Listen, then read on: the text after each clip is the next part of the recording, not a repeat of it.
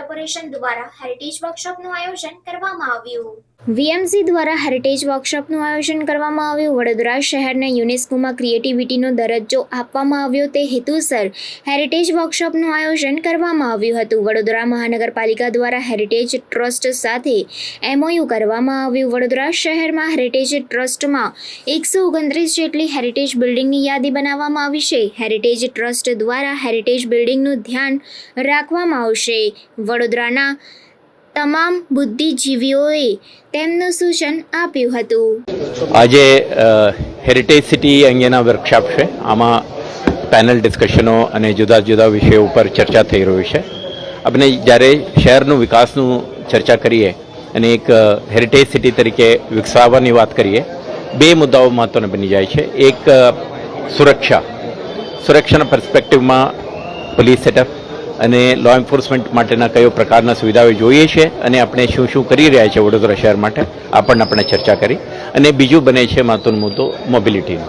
તો એટલે જે ટ્રાફિકના લગત પ્રશ્નો છે, આમાં પોલીસ છે, આરટીઓ છે, મ્યુનિસિપલ કોર્પોરેશન છે, આરએમબી છે, હેલ્થ ડિપાર્ટમેન્ટ છે, એજ્યુકેશન ડિપાર્ટમેન્ટ છે.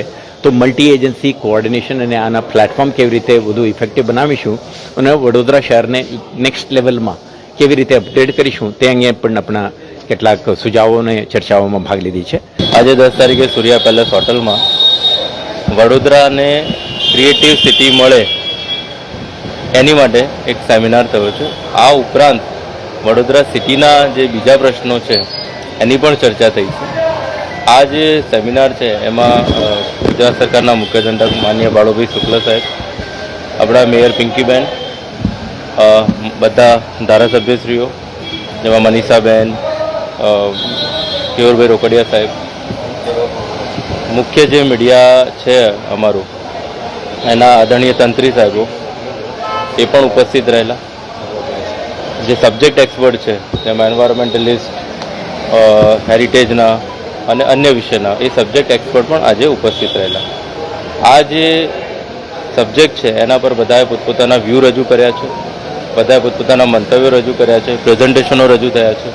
અને એના કારણેથી આ બધા પ્રેઝન્ટેશનો, આ બધા વ્યૂઝ, એમના મંતવ્યો, એમના સૂચનો એ બધું લઈ અને વડોદરામાં શું શું કરવું જોઈએ એની માટેનો એક રોડમેપ તૈયાર થાય, એક બ્લુ પ્રિન્ટ તૈયાર થાય. અને સાથોસાથ ક્રિએટિવ સિટીનો દરજ્જો મેળવવા માટે શું કરવું જોઈએ એની પણ એક ચર્ચા આમાં થઈ છે અને જે મુખ્ય સ્થાન આ કોન્ફરન્સનું હતું. એટલે આખો એક બ્લુ પ્રિન્ટ તૈયાર થાય. હવે આ કલ્ચરલ સિટી અને ક્રિએટિવ સિટી માટે જમ્મુ કાશ્મીરથી પણ એક એક્સપર્ટ આવ્યા હતા, એમણે પણ અહીંયા એમની વાત મૂકી છે. એટલે આ બ્લુ પ્રિન્ટના આધારે ફર્ધર પછી એના પર ડેલિબરેશન થઈ, એને પોલિસી ફ્રેમવર્કમાં ઢાળી એનું ઇમ્પ્લિમેન્ટ થાય એ દિશામાં ચોક્કસ આગળની કાર્યવાહી થશે. એટલે આ સેમિનારથી વડોદરાની એક આગામી 10 વર્ષની કે વડોદરાને આપણે ક્યાં લઈ જવું છે, કયા દિશામાં, એની માટેનો એક બ્લુ પ્રિન્ટ તૈયાર થશે. અને બધાના જે સૂચનો મળ્યા છે અમે આભારી છીએ બધાના સૂચનો માટે. પછી મીડિયાના તંત્રી સાહેબો હોય કે પછી સબ્જેક્ટ એક્સપર્ટ્સ છે, બહારથી જે લોકો આવ્યા છે એ માન્ય ધારાસભ્યશ્રીઓ, માન્ય બધા પદાધિકારીઓ, બધાનો અમે ખૂબ ખૂબ આભાર માનીએ છીએ. અને એનાથી ખૂબ જ ચોક્કસ એક ડેવલપમેન્ટની દિશા નિર્ધારિત થશે.